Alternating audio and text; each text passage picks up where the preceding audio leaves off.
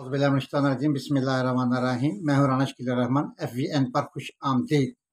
नाज़रीन, जैसा कि मैंने पिछले 2 दिन पहले एक व्लॉग किया था और इमरान खान साहब से चंद मासूमाना से सवालात किए थे, और आज फिर वही मासूमाना से कुछ सवाल बकाया रहते थे जो कि आज मैं अपने प्यारे खान साहब के गोश गुजार कर रहा हूँ। खान साहब कोहाट के जलसे में, जब आप कोहाट का जलसा कर रहे थे तो वहाँ पर लाइटिंग का मसला आ रहा था।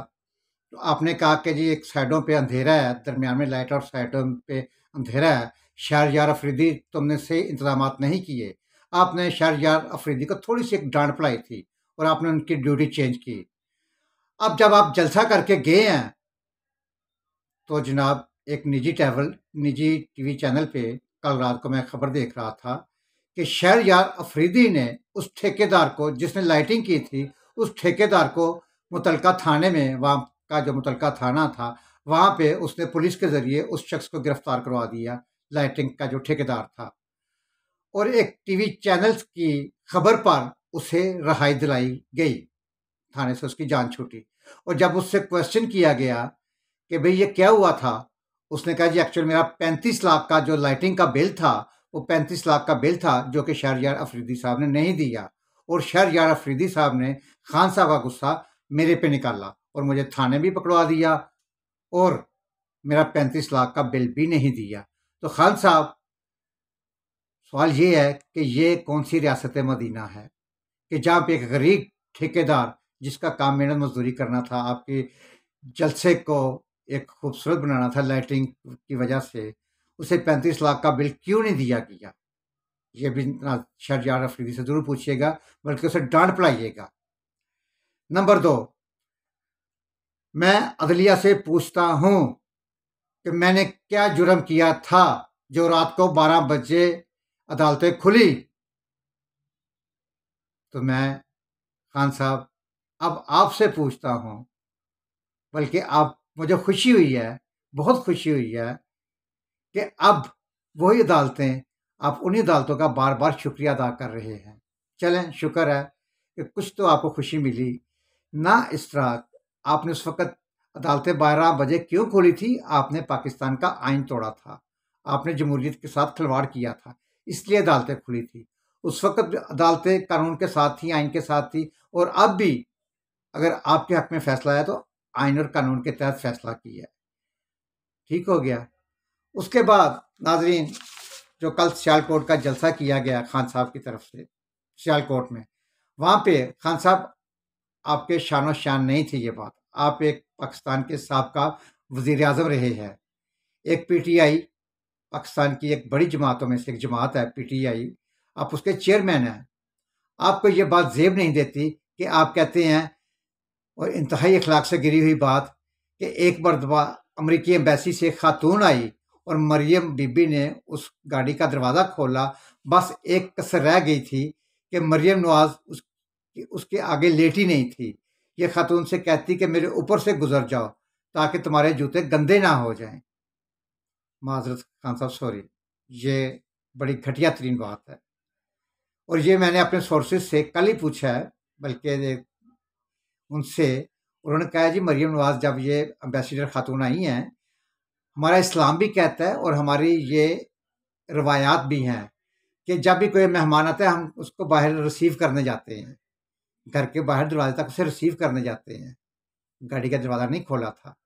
और जब वापस जाते हैं, ये भी हमारी रवायात का एक हिस्सा है कि जब बाहर उसे छोड़ने मेहमान को जाते हैं तो घर के बाहर तक जाते हैं। हो सकता है आप करते हो इस तरह कि कोई आप एक गेस्ट आते हैं तो आप ड्राइंग रूम में बैठे रहते हैं और ड्राइंग रूम से रुखसत कर देते हैं। अपना अपना एक, अपने हर घर की एक अपनी रवायत है ना।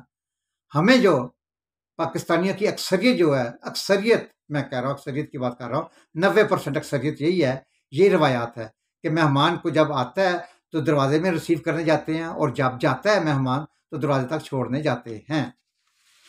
नाजरीन, खान साहब को मैं ये बताता चलूँ, और ये नाजरीन बेवकूफ़ नहीं है, खान साहब ने कल सियालकोट के जलसे में बताया कि अपनी कारकर्दगी बताई कि जी मैंने तेल सस्ता किया। जनाबे वाला, आपने 4.25 साल तक तेल को 1 रुपया सस्ता नहीं किया था। आपने तेल उस वक्त सस्ता किया जब बिलावल भुट्टो पीपल्स पार्टी का लॉन्ग मार्च लेके निकला था, और इधर पंजाब से पीडीएम ने एक आपके खिलाफ एक अवामी जो था उनका कह ले कि अवामी जलसे जुलूसों के जरिए आपके ऊपर एक अवामी प्रेशर पड़ा था। उधर से बिलावल चला और इधर से अवामी प्रेशर पड़ा, फिर आपने जाके 10 रुपए कम किए थे। आपने पाकिस्तान के लिए नहीं कम किए थे, अवाम के लिए नहीं कम किए थे, आपकी मजबूरी बन गई थी। रियासत मदीना में ना झूठ बोले मेरे प्यारे एक्स प्राइम मिनिस्टर साहब, साबका प्राइम मिनिस्टर साहब, रियासत मदीना में नहीं झूठ बोलते। आपने तो झूठ बोल बोल के इंतहा कर दी है और आपने यूथ को गुमराह कर रहे हैं। प्लीज ना करें। देखिए, आपकी जो 4.5 साल की कारकर्दगी रही है, सॉरी 3.25 साल की कारकर्दगी रही है, मैं आपको बताता चलूं कि अब आप ये देखें कि अब खान साहब से कोई मतलब मैं पूछ सकता हूं कि खान साहब कोई याद कोई मैं करवाता चलूं कि आपकी सादा सी अक्सरियत थी, ना जाने किन शरायत पर आपको इन्हें साथ में लाया गया, जो सब के सब 4.25 सालों के बाद हुकूमत से बाहर आ गए। इसमें अमेरिका कहाँ से आ गया? खान साहब, आपने इन 3.5 तकरीबन 4.25 सालों में ना सिर्फ अपने इत्तेहादियों को नाराज किया, सवाए इसके कि कौम पर महंगाई का अजाब भी मुसल्लत किया गया। 4.25 सालों में पेट्रोल 60 रुपए से 160 रुपए तक पहुंच गया, मगर इमरान खान के खिलाफ अमेरिका ने साजिश की। रोटी 7 रुपए से 15 रुपए की हो गई, मगर इमरान खान साहब के खिलाफ साजिश अमेरिका ने की। अमेरिकी कर्जा 25,000 अरब से 50,000 अरब हो गया, मगर खान साहब के खिलाफ अमेरिका ने साजिश की। डॉलर 123 रुपए से 187 रुपए तक पहुंच गया, मगर खान साहब के खिलाफ साजिश अमेरिका ने की। चीनी 55 रुपए से 110 रुपए तक हो गई, मगर खान साहब के खिलाफ साजिश अमेरिका ने की। घी 170 रुपए से लेकर 400 रुपए किलो तक हो गया, बल्कि अब तो 450 500 रुपए किलो तक है, लेकिन खान साहब के खिलाफ साजिश अमेरिका ने की। आटा 35 रुपए किलो से 75 रुपए किलो, बल्कि आज का रेट 95 रुपए किलो है आटे का, साजिश अमेरिका ने की। सोना 50,000 रुपए से लेकर 1.25 लाख रुपए तक पहुंच गया, मगर साजिश अमेरिका ने की। हज 2.5 लाख से 8 लाख का हो गया, मगर साजिश अमेरिका ने की। सीमेंट की बोरी 450 रुपए से लेकर 950 रुपए तक हो गई, मगर इमरान खान साहब के खिलाफ साजिश अमेरिका ने की। कहां तक सुनोगे, कहां तक सुनाएंगे? खान साहब, हकीकत में ये है वो कारकर्दगी थी जिसने आपको इक़्तिदार से निकाला।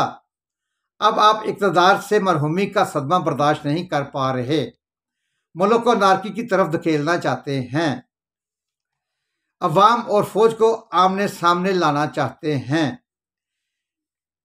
आपने कौम को साजिशी खत मीर जाफर मीर सादिक के मतलब बहुत कुछ बताया नहीं, बल्कि उनका एक आपने एक जहन पे एक जहर उगल रहे हैं। आप अपने गुस्से का, फ्रस्ट्रेशन का ये एक जहर उगल रहे हैं, जो कि ये मुल्क के लिए इंतहाई खतरनाक है। हालांकि कौम आपसे आपकी कारकर्दगी का पूछ रही है, और आप आए बाएं शाएं अमेरिका साजिश, अमीर जाफर, डीजल, गद्दार, क्या क्या मसाले दे रहे हैं। इसमें कोई शक नहीं है खान जी, इसमें कोई शक नहीं है कि पीटीआई के टाइगर आपसे प्यार करते हैं, आपसे मोहब्बत करते हैं। आप श्रीलंका की कहानियां सुनाकर इनको खाना जंगी की तरफ उकसाना चाहते हैं। खान साहब, होश के नाखून लें। ये पाकिस्तान है, पाकिस्तान श्रीलंका अल्लाह ना करे, अल्लाह ना करे, श्रीलंका कभी नहीं बन सकता और वो हालात कभी पैदा नहीं हो सकते। तो सिर्फ और सिर्फ आपके मुखालफिन, जो आपके मुखालफिन हैं, अगर खुदा ना खास्ता अल्लाह ना करे कोई इस तरह के हालात पैदा हो गए, तो आपके मुखालफिन के घर नहीं जलेंगे। मुखालफिन के घर जलने के साथ साथ यहाँ पे कोई भी महफूज नहीं रहेगा। ये बात आपको समझ जानी चाहिए। कोई समझाने वाला आपको समझाए कि सिर्फ मुखालफिन के घर नहीं जलेंगे, ये आग बहुत दूर तक पहुंचेगी। खुदारा, कुछ तो सोचिए, कुछ तो सोचिए। इस प्रोग्राम के साथ इजाज़त दीजिए। अल्लाह हाफिज़।